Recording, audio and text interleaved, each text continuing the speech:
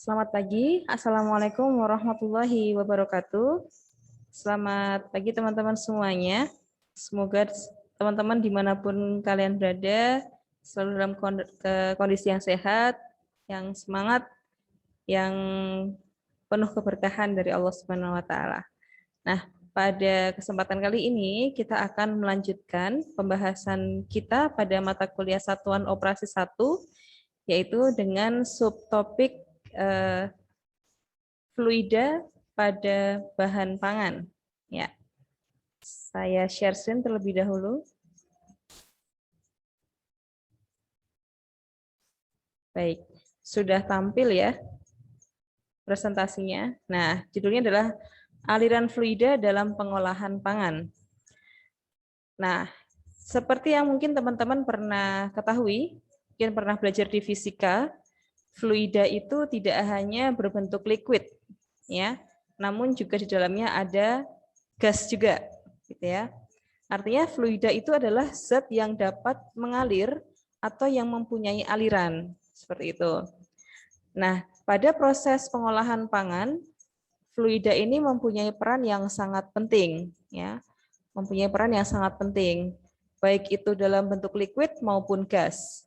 Nah, di bab ini kita akan melihat, mencermati, mengkaji apa sih peran fluida dalam pengolahan pangan dan bagaimana nanti perhitungan secara matematisnya. Oke, pendahuluan dulu ya. Tadi fluida tidak hanya liquid tapi juga gas. Nah, liquid sendiri itu merupakan komponen yang sangat penting dalam pengolahan pangan. Liquid itu nanti akan menentukan tekstur, ya, menentukan tekstur dalam pangan, kemudian menentukan konsentrasi, kekentalan, dan lain sebagainya.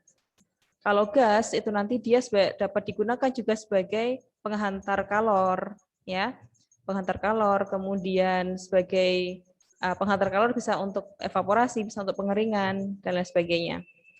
Nah, penggunaannya sebagai bahan utama atau sampai dengan keperluan untuk sanitasi. Jadi liquid atau dalam hal ini ya bisa air gitu ya, liquid itu ada cairan ya. Cairan itu tidak hanya H2O tapi juga segala zat yang berbentuk cairan begitu ya. Nah, dalam industri, dalam proses industri, air itu atau liquid itu digunakan dari mulai sebagai bahan utama atau bahkan sebagai bahan baku dan juga untuk sebagai keperluan untuk sanitasinya. Nah, fluida mencakup air dan gas. Pembagian dalam bab ini nanti fokus pada liquid foods. Jadi makanan-makanan yang base-nya adalah liquid, ya, atau dasarnya adalah liquid atau berbahan baku liquid. Fluida itu akan bergerak jika dia mendapatkan atau dikenai sebuah gaya. Nah, kenapa kok fluida itu diam? Itu karena dia terjadi tarik-menarik ya antara W atau usaha yang ke atas dan gaya gravitasi.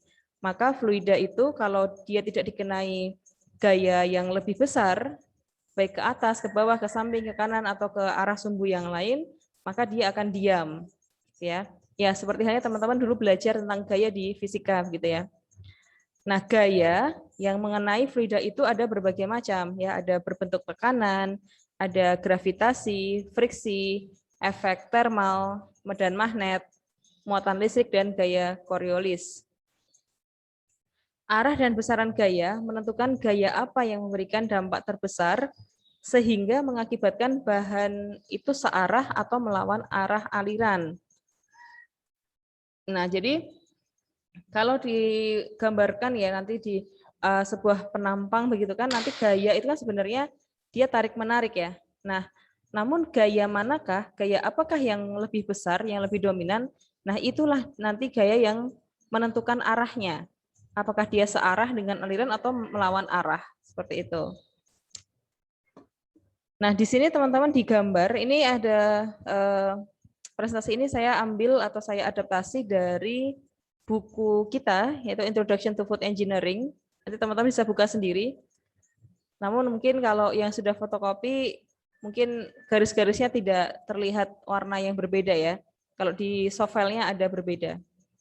Nah, ini adalah liquid transport system atau sistem transportasi cairan ya, liquid. Nah, di sini ada instalasi ya, teman-teman. Ada instalasi yang kita sebut sebagai sistem gitu ya. Di sini kita sebut sebagai sistem aliran atau sistem transport. Dari mulai nomor 1, nah ini teman-teman keterangannya ada di bawah ya, 1, 2, 3-nya. Dari nomor 1 itu balance tank atau tangki kesetimbangan. Atau biasanya ya sebagai tangki supply gitu ya. Kemudian untuk dia bisa masuk ke aliran ya, untuk dia bisa masuk ke aliran yang ditandai dengan warna merah dan hitam ya, merah ini ya, maka dia dibutuhkan gaya ya. Gayanya di sini disuplai oleh feed pump atau pompa umpan. Jadi kalau di dalam SATOP teman-teman ada istilah feed, dalam bahasa Inggris itu feed, FEED, bukan pakan ya, tapi umpan ya, seperti bahan masuk begitu, itu feed. Kemudian setelah dia dipompa, dia akan masuk ke pipa ya, ke saluran transport system ini. Kemudian dia di sini diatur alirannya dengan nomor 3 yaitu flow controller atau pengatur arah aliran ya. Kemudian dia sudah diatur kan, kemudian aliran itu akan mengikuti dari arah yang dikehendaki oleh sistem tersebut. Masuk ke kelima ini ya, nomor 5 ini adalah centrifugal clarifier. Clarifier ini adalah penjernih ya. Jadi sini ada tangki penjernih, artinya ada pemisahan di situ ya, ada clarifying. Nah, dari tangki clarifier ini kemudian dia akan masuk ke pipa-pipa ini ya, ke pipa-pipa ini. Alirannya itu ditandai dengan warna merah ini ya, warna merah. Nah, di sini teman-teman bisa lihat yang merah garis sambung itu adalah menandakan aliran dari produk atau feed tadi, umpan yang masuk ya, alirannya. Kemudian kalau yang berwarna merah agak tipis gitu, ini artinya adalah uap panas atau steam. Kemudian kalau yang putus-putus ya, garis putus-putus, ini adalah heating medium atau media pemanasan. Kemudian yang berwarna hitam itu adalah air ice water. Kalau yang berwarna abu-abu, garisnya sambung, itu cold water atau air dingin. Jadi air es dan air dingin. Nah, tadi kita melanjutkan alirannya ya. Nah, setelah keluar dari clarifier itu fungsinya untuk menjernihkan teman-teman. Jadi biasanya kan di cairan itu ada bahan penyerta ya, misalkan ada endapan yang seharusnya tidak bisa masuk dalam sistem, jadi itu di centrifuge ya. Centrifuge kan berarti kan ada gaya sentrifugal di situ, berputar sehingga ada massa yang lebih berat, maka dia akan turun. Nah, makanya dia namanya clarifier, dia penjernih. Jadi kotoran-kotoran, kemudian atau mungkin ada gumpalan-gumpalan yang tidak seharusnya ada itu akan tersaring di situ, dijernihkan. Nah, kemudian dia akan keluar, kemudian masuk ke nomor 6, heating section. Ya, di sini ada pemanasan. Kemudian masuk lagi ke 7. Nomor 7 adalah holding tube. Atau di sini pipa ya, pipa kapiler gitu ya, untuk melewatkan si liquidnya tadi. Kemudian dia akan naik, dipompa ya, naik, kemudian masuk ke nomor 8 atau booster pump. Booster pump ini fungsinya untuk memompa agar bahan itu lebih besar alirannya. Ya. Selanjutnya dia akan masuk ke sini ya, kita ikutin aja arah ininya, arah garisnya. Dia akan masuk ke nomor 10. Ya, nomor 10. Nomor 10 itu regenerative cooling section. Jadi di sini tadi teman-teman, di sini ini adalah media untuk pemanasan ya. Di sini adalah media atau area untuk pemanasan. Makanya nomor 9 ini adalah hot water heating system. Nah, ini fungsinya ini adalah untuk menyuplai steam atau uap panas tadi. Kan di sini ada heating section ya, di bagian nomor 6 ini, atau area pemanasan. Nah, area pemanasan itu disuplai panasnya, kalornya dari heating section. Ya, dari heating apa ini? Hot water heating system. Jadi penyuplai untuk uap panas. Nah, artinya berarti di sini liquidnya panas ya. Dia masih hot gitu. Fungsinya yaitu salah satunya untuk sterilisasi ya. Jadi untuk menghilangkan bakteri-bakteri atau mikroba-mikroba lain yang sekiranya masih hidup. Ya, kemudian dia akan masuk pada tahap cooling ya. Cooling itu nomor 10. Regenerative cooling section. Jadi di sepanjang jalur ini dia merupakan cooling section atau area pendinginan. Lalu masuk ke nomor 11 masih cooling, kemudian nomor selanjutnya dia akan, ini ikutin yang merah ini ya. Nah, ini merah. Dia akan masuk ke nomor 12. Flow diversion valve. Valve itu artinya katup ya, katup, K-A-T-U-P ya, katup. Katup itu semacam keran ya untuk membuka dan menutup aliran. Flow diversion berarti artinya adalah katup itu fungsinya untuk mendiversi itu berarti memecah gitu ya, memecah aliran. Ya, nomor 12. Kemudian dia akan keluar ya sebagai produk lain yang akan masuk ke mungkin bagian pengemasan atau bagian yang lain. Jadi ini adalah proses untuk liquid system. Nomor 13 ini controller ya, control panel. Nah, sebagai contohnya seperti itu teman-teman. Jadi teman-teman bisa membayangkan ini ibaratnya seperti pabrik sirup misalkan ya, pabrik atau pabrik teh botol gitu. Nah, ini ada fungsinya atau cara kerjanya hampir sama seperti ini. Nah, kita lihat beberapa bagian yang menyusun sistem tersebut. Nah, yang pertama ada pipelines atau perpipaan ya. Sistem perpipaan. Figure 22, nanti ada juga silakan dibuka di buku. A typical liquid food processing system illustrating pipelines and pipeline components. Nah, di sini perpipaan ini dia fungsinya sebagai media transport ya. Dan bahannya juga jelas harus food grade, tidak boleh ada yang berkarat begitu, harus benar-benar menunjukkan sanitasi yang baik. Pipelines. Dan juga ini pasti dia harus tahan panas, ya. Dia harus tahan panas. Jadi harus terbuat dari bahan biasanya logam sih, bisa stainless biasanya stainless steel gitu. Dia harus tahan panas. Artinya kalau kena panas tidak meleleh gitulah ya.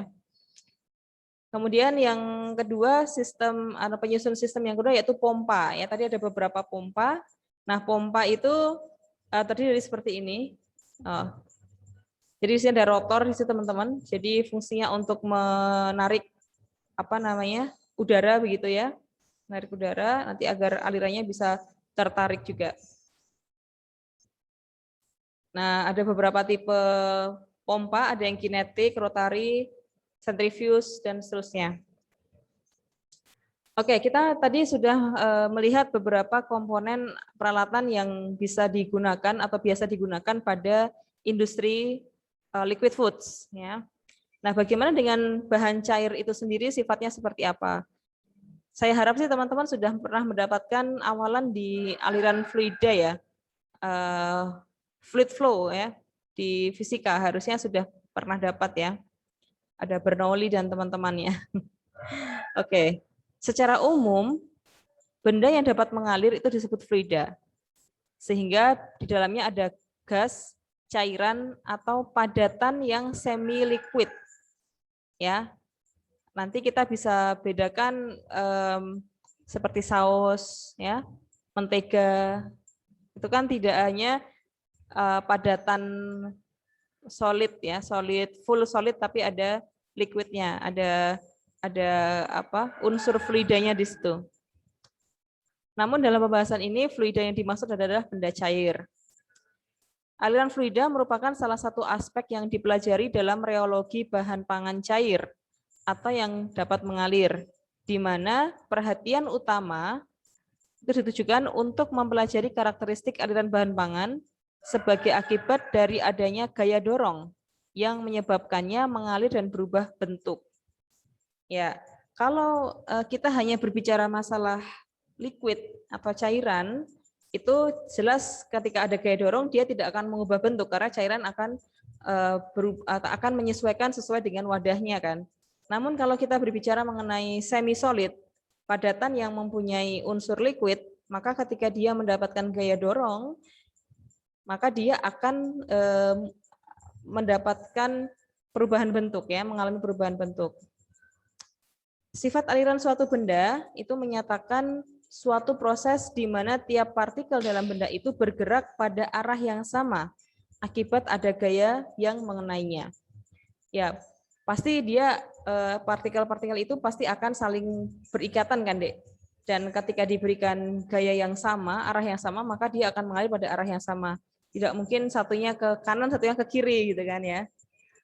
Nah, benda yang dapat mengalir akan berpindah bila diberikan gaya yang mengenainya, baik diikuti dengan perubahan bentuk ataupun tidak.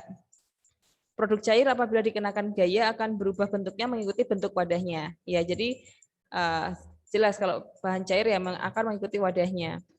Kemudian selanjutnya, bahan dan produk pangan cair atau fluida itu dapat diklasifikasikan berdasarkan kekentalannya dan kemudahannya untuk mengalir. Nah, makanya tadi saya bilang ada minuman, ada apa? Air mineral, ada sirup, ada saus, ada mayonaise, ada mentega. Itu kan juga dia bisa mengalir kan ya? Dia bisa mengalir. Oke, selanjutnya secara umum, bahan pangan cair akan mengalir dan tidak mengalami disintegrasi apabila ada gaya yang mengenainya. Disintegrasi itu berarti dia terpecah ya, tidak mengalami perpecahan. Jadi dia akan menyesuaikan dan mengikuti dengan gaya yang mengenai dia. Oke. Air, susu, minuman ringan, dan jus buah adalah contoh produk pangan yang encer dan mudah mengalir. Ya, mudah mengalir. Jadi tadi kan dibedakan atas kekentalannya dan kemudahannya untuk mengalir gitu kan. Nah, air, susu, minuman ringan, jus buah itu pasti dia punya kekentalan yang berbeda-beda. Tapi termasuk dalam golongan yang encer dan mudah mengalir. Kemudian ada kecap, madu, susu kental manis. Oh sorry, sekarang namanya bukan susu kental manis ya, kental manis aja ya. Susunya dihilangkan ini ya, kata susunya dihilangkan. Coklat cair dan saus adalah contoh produk pangan yang kental dan lebih sulit untuk mengalir dan memerlukan gaya untuk mengalirkannya. Nah, kalau yang mudah mengalir biasanya dia memanfaatkan gaya gravitasi atau gaya yang kecil aja dia sudah cukup ya. Namun untuk bahan-bahan pangan yang dia kental dan cenderung untuk susah mengalir, maka kita membutuhkan gaya yang lebih besar. Ya. Sifat kekentalan dan kemudahan mengalir merupakan dua sifat fisik penting yang sering digunakan untuk mengevaluasi karakteristik produk pangan cair. Nah, kekentalan dan kemudahan mengalir itu akan berkaitan dengan mouthfeel deh ya, mouthfeel, mulut, feel, merasa ya, rasa. Jadi bagaimana mulut kita itu dapat menilai atau merasakan atau mengevaluasi dari makanan yang kita makan. Nah, sifat kekentalan dan kemudahan mengalir itu akan menentukan bagaimana tekstur dari makanan kita, bagaimana konsentrasi kekentalan yang sesuai enggak. Kalau misalkan kecap, misalkan kita bikin kecap ini ya, misalkan kita bikin kecap. Kalau kecapnya terlalu encer, misalkan kecap manis terlalu encer gitu kan, itu secara mouthfeel itu kan kurang masuk gitu ya, kurang dapat diterima. Nah, misalkan atau kita membuat sebaliknya, kayak misalkan kita memproduksi misalkan sirup gitu ya. Sirup itu kan sebagai bahan penambah flavor ya, sebagai penambah flavor. Nah, makanya kalau misalkan sirup itu kita buat terlalu encer, ya kalau sekarang itu kan dia langsung mudah mengalir, tapi kan dia masih ada kekentalannya. Kalau kita buat seperti minuman ringan begitu, itu secara mouthfeel itu juga akan kurang gitu ya, akan kurang dapat diterima. Nah, seperti itu. Di samping kedua kelompok pangan cair tersebut, ada juga produk pangan yang memiliki sifat antara, yaitu antara cair dan padat, atau kita bisa sebut dengan semi solid atau semi padat.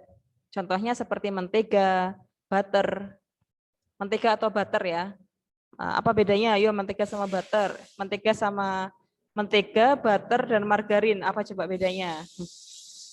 Silahkan dijawab di kolom komentar. Apa bedanya mentega, margarin, dan butter?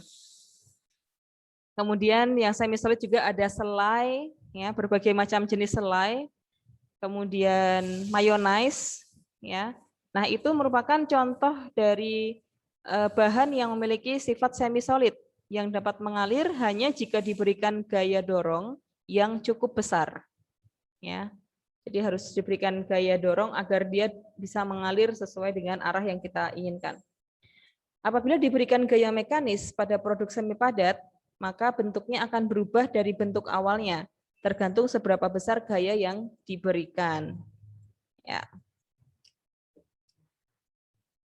Nah, di industri pangan, sifat aliran dari suatu fluida itu sangat penting dalam desain proses. Desain proses itu apa sih?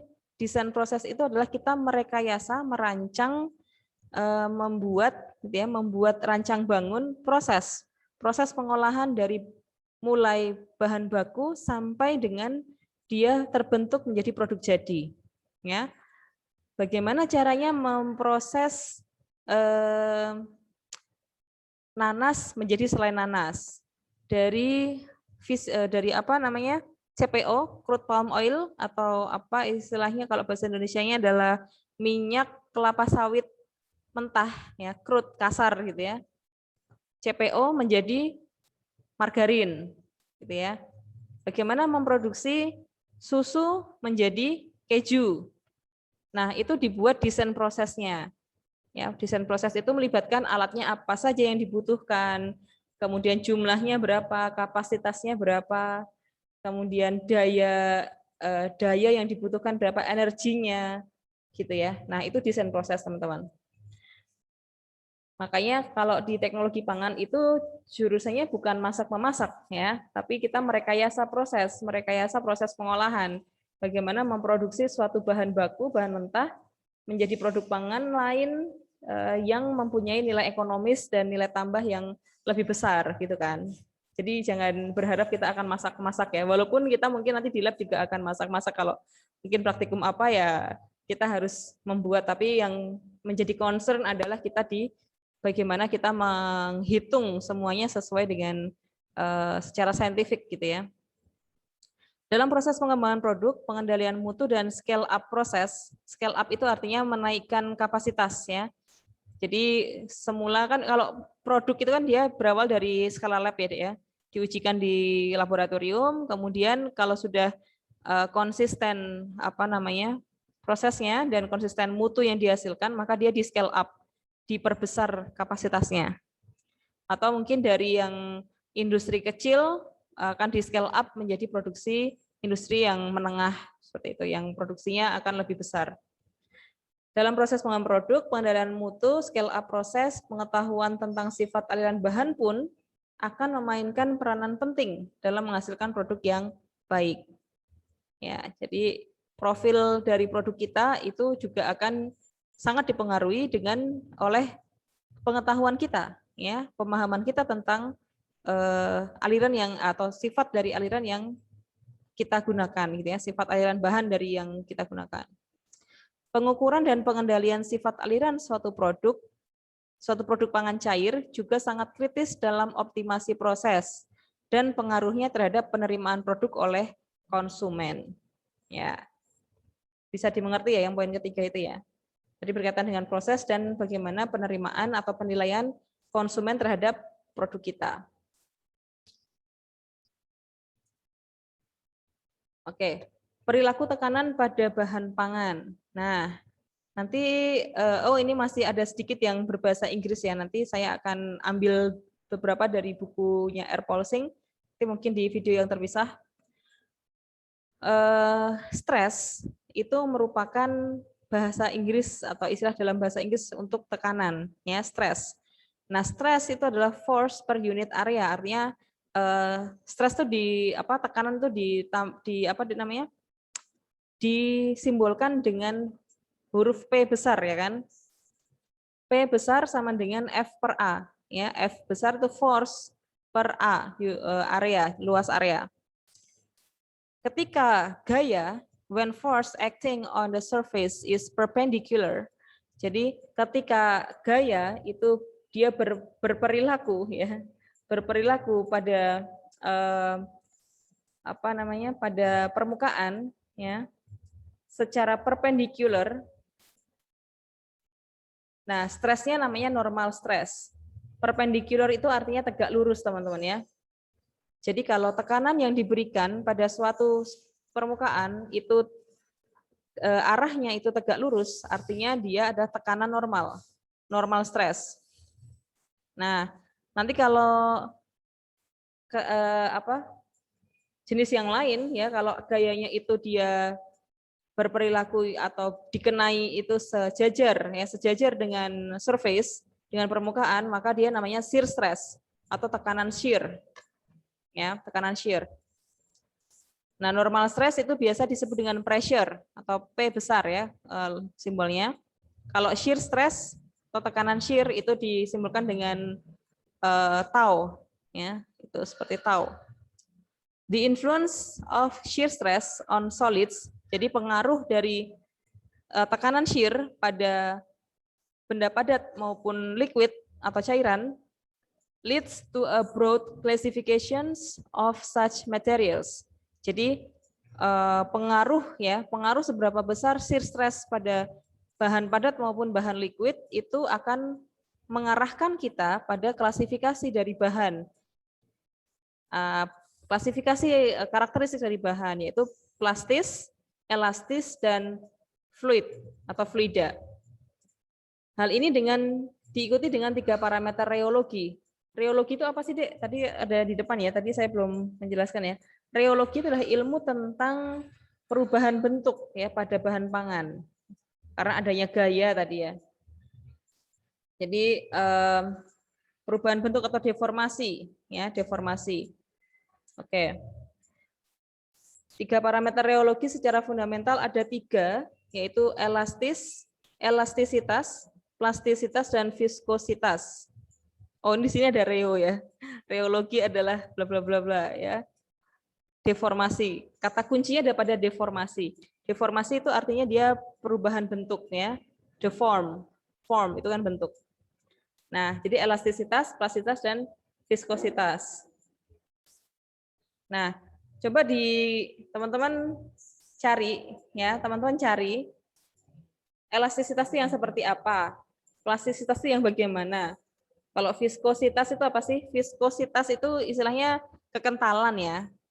Ya. Kalau elastis berarti ya bahan tersebut bersifat elastisitas berarti bahan tersebut bersifat elastis. Kalau plastis ya bersifat plastis. Nah, elastis itu yang seperti apa? Plastis itu yang seperti apa? Tapi kalau viskos ya, viskos itu ada yang kental. Ya, bahan itu mempunyai kekentalan gitu. Oke. Nah, itu tolong dicari ya, apa itu elastis dan apa itu plastis. Oke, rheologi adalah ilmu yang mempelajari perubahan bentuk suatu material. Bisa jadi karena gesekan antara bahan padat, sifat aliran material dengan bentuk tepung. Ya, tepung teman-teman, tepung itu dia juga merupakan bahan yang solid, ya, berbentuk solid, fasenya solid. Tapi dia punya aliran, dia bisa mengalir karena punya partikel-partikel kecil yang ketika diberikan gaya dia akan mengalir. Bahkan pengecilan ukuran suatu partikel seperti pada proses penggilingan itu juga termasuk rheologi, ya, deform, perubahan bentuk. Kemudian ada proses emulsifikasi. Apa itu proses emulsifikasi? Percampuran antara air dan lemak, ya. Berarti di situ ada proses emulsifikasi. Berarti yang semula lemak itu kan untuk lemak itu adalah lemak yang berbentuk padat. Kalau minyak itu adalah lemak berbentuk liquid. Ya, jadi lemak dan minyak itu sama-sama lemak. Tapi kalau istilah lemak itu digunakan untuk sifatnya padat. Tapi kalau minyak itu lemak yang sifatnya liquid. Oke. Sehingga proses emulsifikasi berarti artinya yang semula air dan minyak itu misalkan dia dicampur, ikan pasti tidak tercampur karena massa jenis yang berbeda, ya, mempunyai massa jenis yang berbeda, maka emulsifikasi itu proses untuk mencampurkan keduanya menggunakan yang dinamakan emulsifier, ya, emulsifier. Kemudian ada atomisasi, itu juga termasuk reologi. Atomisasi berarti membuat partikel itu menjadi lebih kecil, ya, ukurannya menjadi bentuk-bentuk atomik gitu. Oke, di sini karena adanya berbagai variasi sifat reologi bahan pangan, ya tidak hanya pangan sih, di non pangan pun juga mengalami reologi begitu. Maka beberapa ahli mendefinisikan bentuk-bentuk bahan ideal. Itu ada bahan padat ideal dan bahan cair ideal. Nah, bahan padat ideal itu biasa disebut dengan Hookean, ya, Hookean. Yang menemukan adalah Robert Hooke. Ya, bahan cair ideal itu disebut Newtonian dari Newton, ya, seorang ahli matematik. Nah, sebentar, di belakangnya ada nggak? Oh ya, jadi ini belakangnya ada penjelasannya ternyata. Nah, jadi istilah aja sih teman-teman, untuk Hookean itu yang padat ideal, yang benar-benar murni padat. Untuk yang Newtonian itu untuk murni liquid.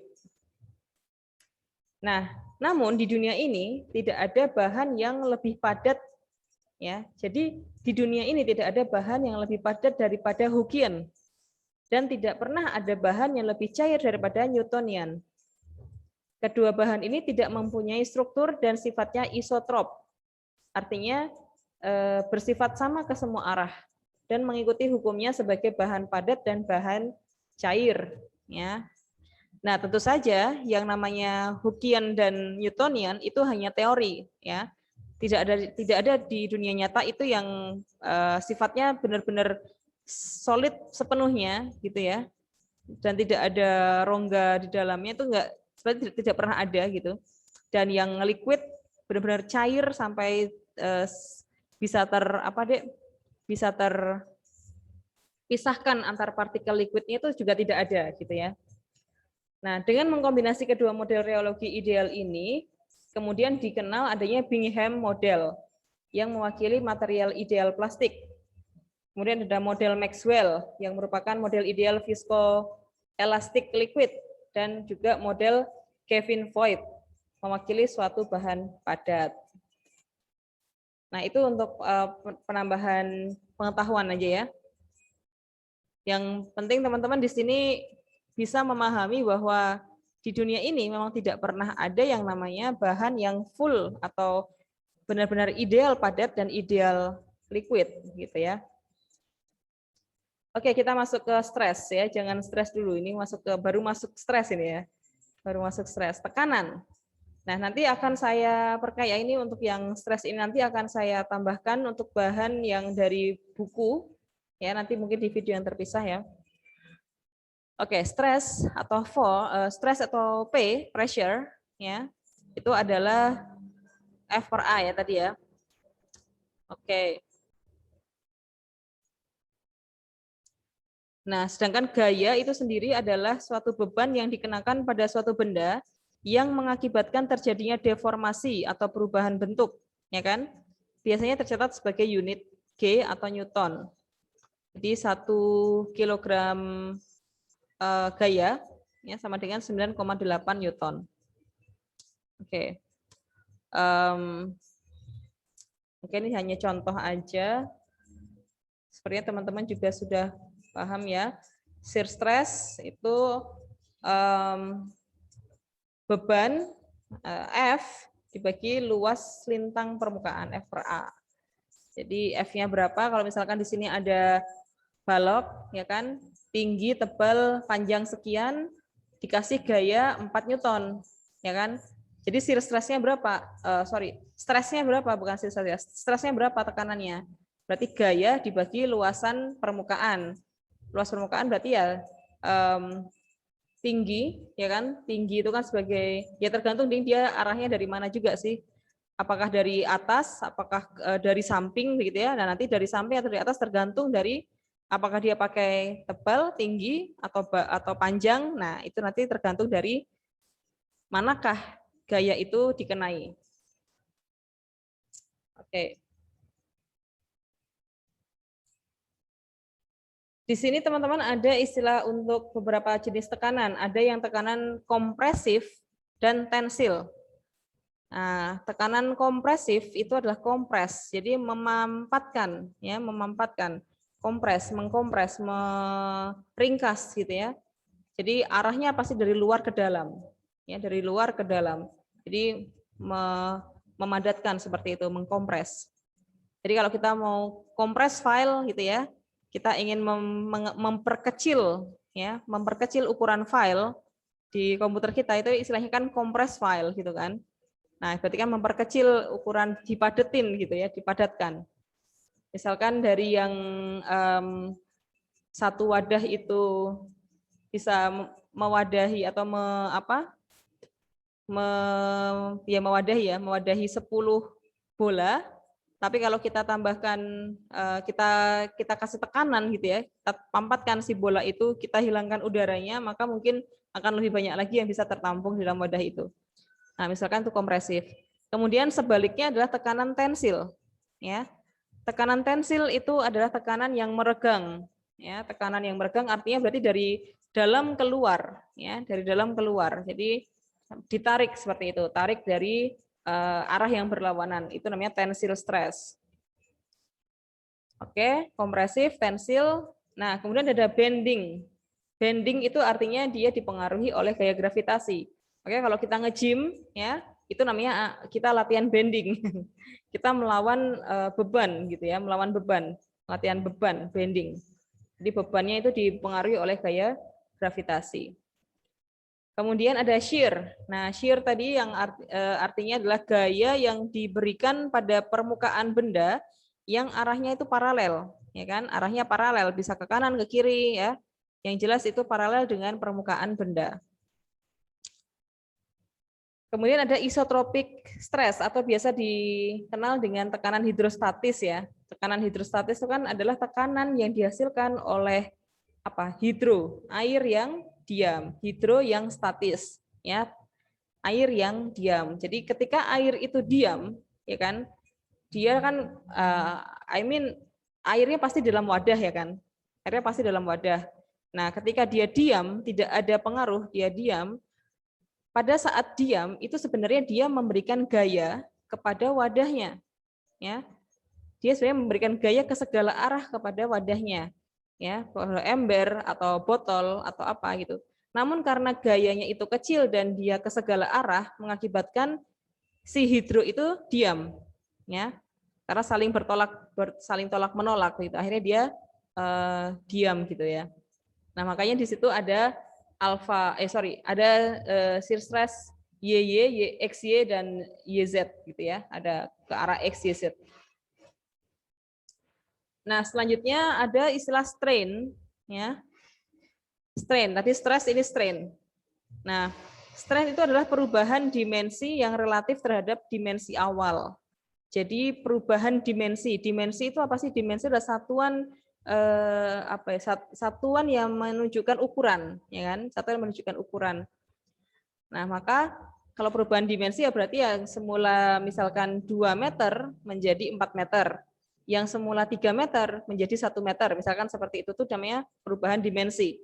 Nah, itu yang dinamakan dengan strain, ya. Nah, kemudian strain merupakan perbandingan antara dua dimensi panjang karenanya tidak memiliki satuan. Jadi strain itu hanya rasio, teman-teman. Hanya rasio, perbandingan. Ya tadi misalkan panjang awal dibagi dengan panjang akhir. Panjang awalnya 4, panjang akhirnya 2. Berarti 4:2. Artinya strainnya sama dengan 2. Tanpa satuan. Nah, di sini ada rasio Poisson, ya, Poisson. Rasio Poisson itu ada dari strain lateral dan strain aksial. Ya, strain aksial itu dia arahnya dari sumbu X ya, dari X positif dan X negatif. Kalau yang lateral itu dari ke arah sumbu Y, ke arah sumbu Y0 gitu ya. Berarti dari Y positif dan Y negatif. Nah, aksial dan lateral itu dia akan ketika kita memberikan gaya pada benda, itu dia akan sebenarnya terjadi tarik-menarik begitu ya. Nah, sebenarnya terjadi tarik-menarik. Nah, misalkan di sini ada gaya ya. Istilahnya di sini yang kotak hijau ini dia istilahkan dengan unloading condition atau kondisi ketika dia belum mendapatkan pengaruh gaya ya.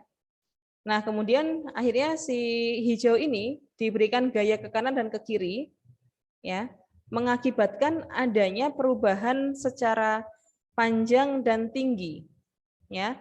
Kalau ditarik ke kanan dan ke kiri, dia akan mengakibatkan panjangnya itu semakin panjang tapi mengakibatkan tingginya semakin pendek. Ya, tingginya semakin pendek. Makanya di sini ada axial strain dan lateral strain. Ya, jadi Poisson ratio adalah rasio Poisson adalah perbandingan antara strain lateral dan strain aksial, gitu ya. Strain lateral dan strain aksial. Oke. Shear stress dan shear rate. Ya, shear rate. Nah, kita shear rate di sini ada nggak ya? Oh, belum. Terakhir ya, sebelum ke buku. Berdasarkan perilaku bahan cair, maka dikenal istilah shear stress dan shear rate. Ya, shear stress dan shear rate atau tekanan shear dan laju shear. Ya. Shear stress itu adalah F yang diberikan pada A. Ya, gaya yang diberikan pada persatuan luas yang notasinya dinotasikan dengan Z. Oke. Atau tadi tau ya, shear stress ya, tau. Satuannya Newton per meter persegi. Oke, itu seperti Pascal. Pascal kan juga tekanan ya, Dek ya. Pascal itu kan nanti kalau dikonversi menjadi Newton per meter persegi juga bisa. Kemudian shear rate adalah perubahan kecepatan akibat gaya yang diberikan pada jarak tertentu. Nah, itu dV per dy. Jadi perubahan kecepatan akibat gaya yang diberikan pada jarak tertentu. Shear rate dinotasikan dengan huruf Y kecil dan dinyatakan dalam satuan 1 per second. Ya, 1 per second. Jadi shear rate itu laju. Rate itu adalah artinya laju, Dek ya. Rate itu adalah laju, bukan ya di satop ini istilahnya laju sih, bukan tingkat ya, bukan peringkat ya. Tapi laju shear. Ya, berarti perubahan kecepatan berarti kan kalau laju. Nah, itu satunya adalah 1 per second. Oke. Ya. Untuk presentasinya sampai situ, teman-teman. Bahan awalannya nanti akan saya perdalam untuk pembahasan di buku ya, di buku yang Introduction to Food Engineering. Nanti silakan teman-teman sudah download ya, sudah download belum di Google Classroom? Silakan mohon di-download, kalau bisa di print gitu ya, di print, dijilid seperti buku begitu, agar nanti pas belajar gampang tinggal ngorek-ngorek aja gitu.